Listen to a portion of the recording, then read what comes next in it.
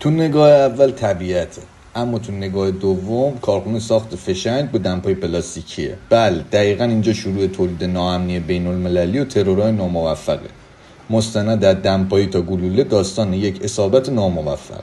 اینجا با ورود به خط تولید بوی باروت و بوم بوم کولا میخوره تو صورتت. محیطی پر از صمیمیت، دود و پتانسیل انفجار. بوم بوم کولا چیه؟ یه نوشیدنی مشکوکه که اگه بیشتر یه بطری بخوری یا شاد میشی یا از کار میافتی. بستگی به طالعت داره. دکتر عبدالدمپایی بن سفاز مدیریت محترم کارخونه معتقده چیزی که با گلوله حل میشه نباید در موردش صحبت کنیم. ما با خط تولیدی طرف هستیم که قوانین فیزیکو نه فقط نقض بلکه مسخره هم میکنه. دستگاه پانچی که میبینید مال سال 1986 هنوز کار میکنه. چرا؟ چون هیچ کس جرئت نکرده خاموشش کنه. این دستگاه پادشاه سوراخ‌کاری‌های نامقدسه. با هر ضربهش یه دایره طلایی در میاره، ولی به چه قیمتی جابجا شدن قاره ها.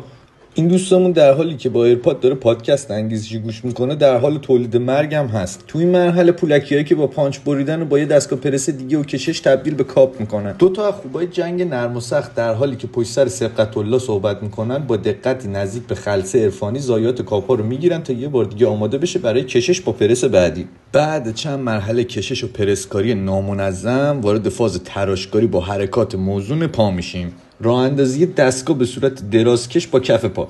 تو اروپا بهش میگن نوآوری، اما اینجا بهش میگن از الان به بعد پاهات دیگه دستاتن.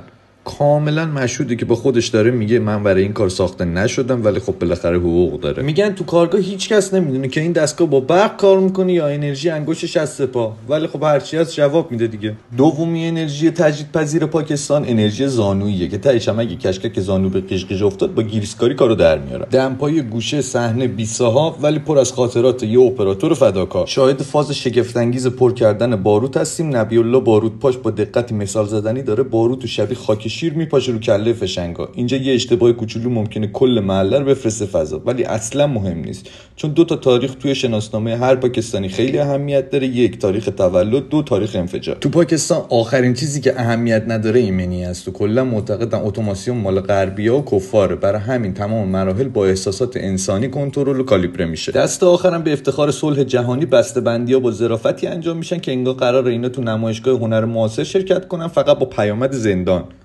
و در نهایت استاد اعظم با دستکش شفاف پلاستیکی جعبه نهایی رو که شبیه آدامس نعنایی میبنده. فشنگا حالا آمادن برای پخش تو بازارهای محلی، جشن تولد یا سفرهای آخر هفته خطرناک.